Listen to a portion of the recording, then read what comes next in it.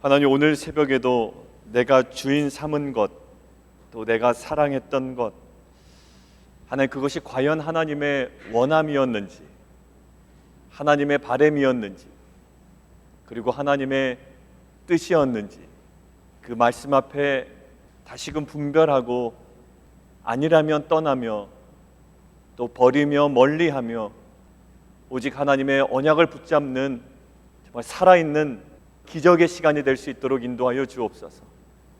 많은 것들을 취함이 우리에게 능력이 아니요 우리에게 주신 말씀이 아니기에 그것들을 과감히 버리고 떠날 수 있는 그러한 진정한 용기와 믿음을 허락하여 주옵소서. 예수 그리스도의 이름으로 감사하며 기도합나이다. 아멘. 오늘 말씀 보겠습니다. 예레미야 17장 우리 1절부터 11절입니다.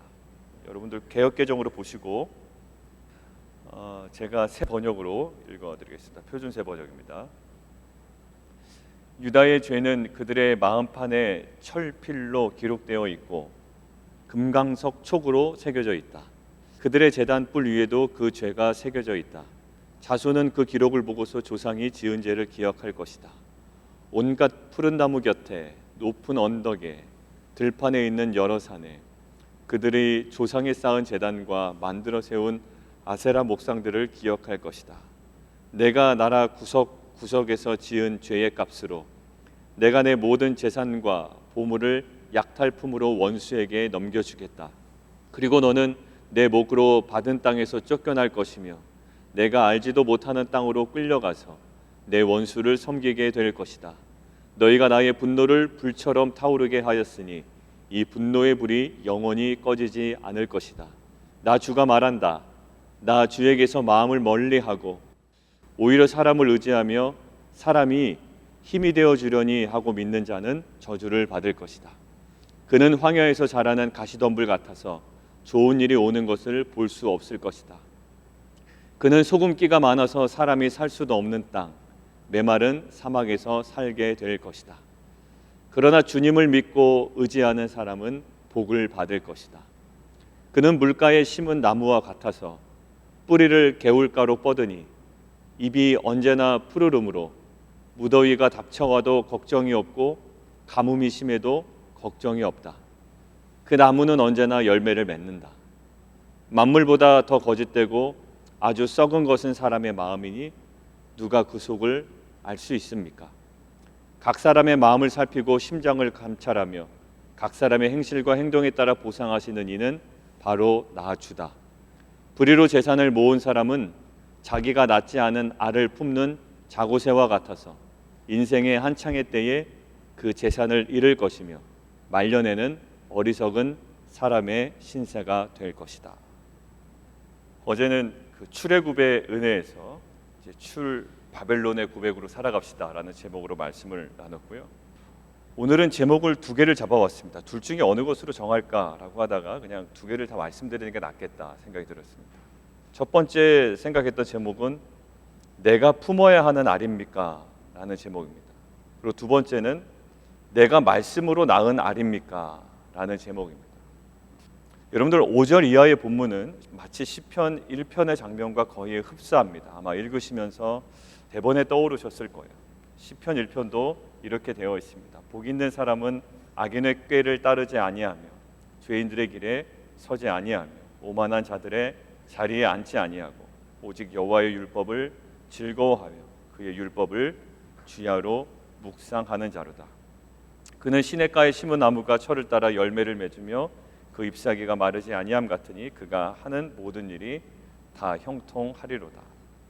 오늘 본문을 묵상하다가 두 가지 질문에 도전을 받습니다. 하나는 인간의 수단을 신뢰하는가, 아니면 하나님을 신뢰하는가에 대한 아주 기본적인 또 기초적인 또 수많이 들어왔던 그러한 질문이자 또 중요한 문제입니다. 여러분들 5절 한번 보시겠습니까? 5절에 보면 여호와께서 이와 같이 말씀하시니라. 무릇 사람을 믿으며 육신으로 그의 힘을 삼고 마음이 여호와에게서 떠난 그 사람은 저주를 받을 것이라. 그리고 7절입니다.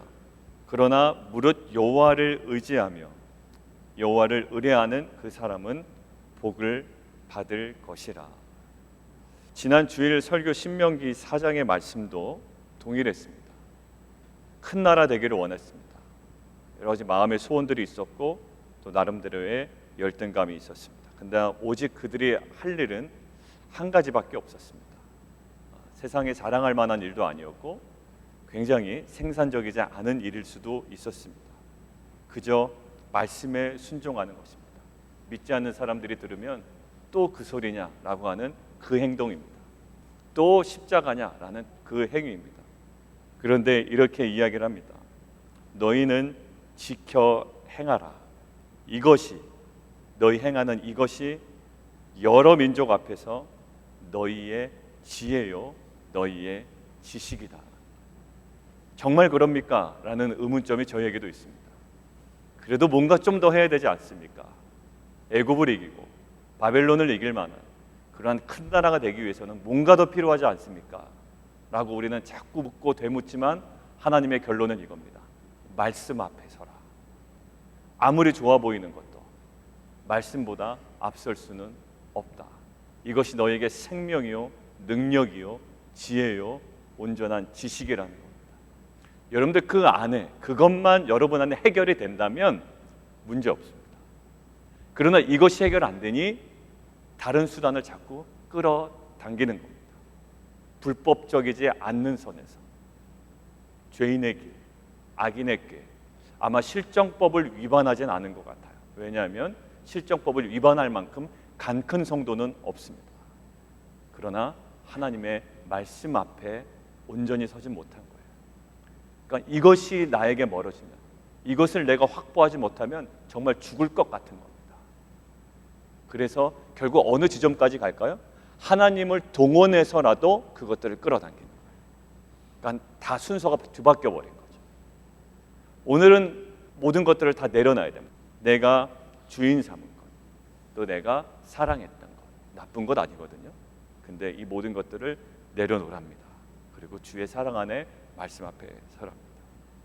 우리는 하나님을 신뢰한다고 실은 생각합니다. 그리고 신뢰하고 있습니다.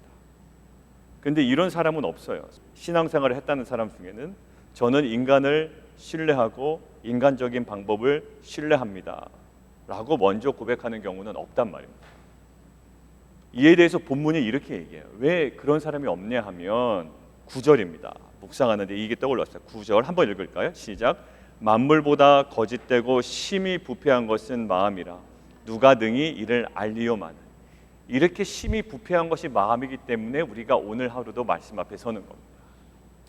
자신이 자신을 잘 안다고 생각하지만 실상은 그렇지 않습니다. 내가 정말 무엇을 의지하고 있는 것조차 모릅니다. 내가 무엇을 신뢰하고 있는 것조차 실은 우리가 우리 스스로 모릅니다. 하나님을 의지한다고 이야기하지만 정말 우리의 마음 깊숙한 곳에 우리의 중심이 무엇을 의지하고 있는지 실은 우리는 모릅니다. 자기도 자신에게 속거든요. 실은 남도 속이고 자신도 속입니다. 어느 정도까지 가면. 이게 문제는 신앙이 깊어지면 깊어질수록 자기가 자신에게 속아요. 그리고 자기가 자신을 속입니다. 근데 자신의 실상을 정확하게 보는 방법이 있습니다. 말씀이 들어오면, 말씀이 정확하게 들어오면 진정한 깨달음이 있습니다. 자신의 모습을 분별할 수 있습니다. 그리고 정확하게 분별하고 자신의 실상을 드러내는 것, 이것은 실은 부끄러운 것이 아니라 은혜의 모습인 줄 믿습니다. 왜냐하면 말씀이 임하는데도 불구하고 자기가 스스로 자기를 속이는 모습을 깨닫지 못한다면 신앙이 좋은 것이 아니라 오히려 그것이 은혜의 정반대의 모습이 될 수 있다는 거죠. 시편 1편에 좋지 않은 모습이 나옵니다. 복 있는 사람은 악인의 꾀를 따르지 아니하며, 그걸 반대로 얘기하면 악인의 꾀를 따르고요, 죄인의 길에 서 있습니다. 그리고 오만한 자의 자리에 그냥 앉아 있는 거예요. 자, 그것이 오늘 본문에 여러 가지 모습으로 나오지만 저에게는 11절의 모습으로 묵상이 됐습니다. 11절 같이 한번 읽을까요? 시작. 불의로 치부하는 자는 자고새가 낳지 아니한 알을 품음 같아서 그의 중년에 그것이 떠나겠고 마침내 어리석은 자가 되리라. 여러분, 불의하게 재산을 모으는 자거든요. 여기서 불의하게 재산을 모은다라는 것은 사기를 친다라는 이미지가 아마 떠오르실 거예요. 사기를 치고 실정법을 위반해서 어떻게 해서든지 돈을 모으려는 사람처럼 여겨지지만 실은 오늘 본문의 문맥상에서 이 불의로 치부하는 자의 모습은 어느 구절과 연관되어 있냐면 5절과 연관되어 있습니다. 그럼 그 5절이 과연 우리가 이야기하는 그 사기꾼인가라는 거예요. 근데 그렇지가 않다라는 말입니다. 불의로 치부하는 자, 불의하게 재산을 모으는 자의 모습이 5절이에요. 문맥상 5절에 이렇게 나와 있습니다. 무릇 사람을 믿고 육신으로 그의 힘을 삼고 여호와에게서 떠난 상태에서 모든 인간적인 지혜와 능력을 총동원하여 재산을 끌어모으는 거예요. 그러니까 아마 실정법을 위반하지는 않았을 겁니다. 이것이 우리에게 숙제예요. 그러니까 우리가 하나님께 맨 마지막에 좀 너무나도 구차하게 내미는 것이 있습니다. 하나님 저 범죄하지 않았잖아요 라는 거예요. 저도 이렇게 돌아보면 하나님 그래도 저는 죄 짓지 않았잖아요 라는 거예요. 그런 거 보니까 그냥 그거 나 하게 해달라는 거예요. 그러나 그 마음에 뭐가 있습니까? 나의 욕심이 있습니다. 나의 탐심이 있어요. 나의 뜻이 있다고요. 내 자아가 있어요. 정말 그 처량하죠. 나 범죄하지 않았잖아요 라고 디미는 것은 자신의 거룩함을 주장하는 것이 아니라 나의 원함을 하나님 앞에 요구하는 겁니다. 불의로 치부하는 자, 사기꾼이구나 라고 생각을 했는데 실은 이거의 실상은 5절이었어요. 사람을 믿고 육신으로 그의 힘을 삼고 마음이 여호와에게서 떠난 그 사람이 부를 축적하는 모든 방법, 모든 것들을 계획하는 방법, 이것이 하나님께서 이야기하시는 11절의 모습이었습니다. 그것을 이제 어떠한 비유로 얘기하는가라고 이제 묵상을 했는데 자고새가 나옵니다. 이 자고새가 자기가 낳지 않는 알을 품습니다. 여러분들 알을 품는다라는 것은 그냥 한두 시간 품어서 새끼가 나오지 않아요. 노력 많이 합니다. 생각도 많이 하고요. 품는 시간이 있어요. 절대적인 시간이 있습니다. 열심히 있지 않겠어요? 진지하지 않겠습니까? 진지하게 품습니다. 이 새끼를 낳기 위해서는 굉장히 진지함이 있어요. 그런데 주석이나 이 자료를 찾아보다 이 자고새가 품은 이 알에서 깨어나온 새끼새가 있잖아요. 그 새끼새의 반응이 되게 놀라웠어요. 새끼새가 어떠냐면 본능적으로 안 돼요. 자기를 품고 있었던 그 어미새가 자기의 진짜 어미가 아님을 안 되는 거예요. 그래서 조금 있다가 자기가 움직일 수 있을 때 떠나간답니다. 안 돼요. 이 어미가 자기 어미가 아닌 걸 알아요. 그래서 스스로 떠나간다는 거예요. 이것이 이들의 지혜 문학의 하나의 스토리였어요. 그것처럼 어떻게 된다고요? 하나님을 의지하지 않고 내가 말씀으로 품지 않은 아무리 열심히 있고 진지함이 있었다 하더라도 말씀으로 진지하게 정말 하나님의 뜻 가운데 품지 않은 알은 결국 떠나간다. 하나님 의지하지 않고 인간을 의지하여 저 사람이면 되겠다. 저 방법이면 되겠다. 내 이 정도 실력이면 되겠다. 이 모든 것들이 만약에 하나님의 뜻이 아니라면 자고새가 품고 있었던 알이 본능적으로 우리 어미가 아니네 하고 떠나가는 것처럼 결국 떠나간다.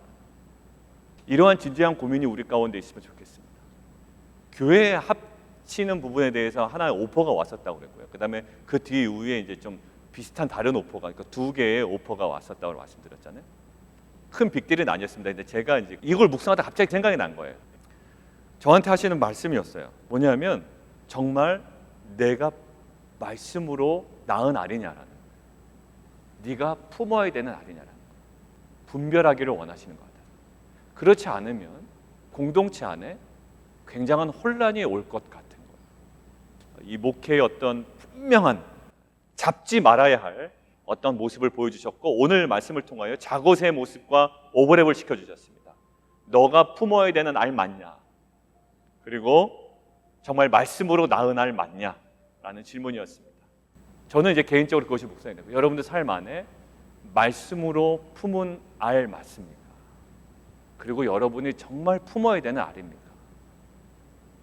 이것이 우리에게 하나님께서 말씀하시는 거예요. 우리가 왜 두렵지요? 더위 때문에 두려워요. 8절에 보면. 그리고 왜 또 두렵습니까? 가물기 때문에 두렵거든요. 그래서 어떻게 한다고요? 인간적인 방법을 끌어당긴다고요. 나일강에 물을 댄다고요.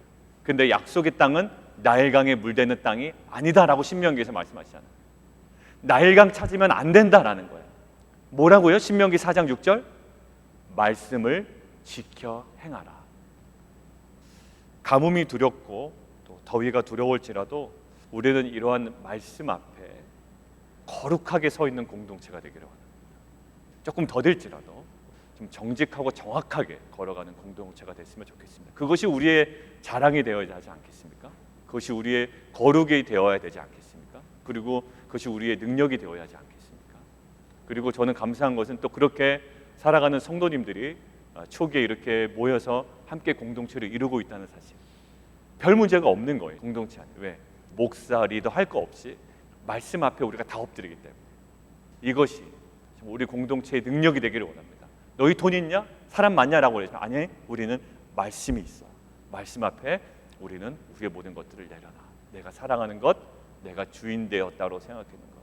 이것이 우리 공동체의 능력이 되기를 원하고 또 여러분 삶의 신명기 말씀처럼 너희의 지혜요, 지식이요, 능력이요, 거룩이다라는 이런 하나님의 평가를 받는 공동체가 되기를 원합니다. 함께 기도하겠습니다.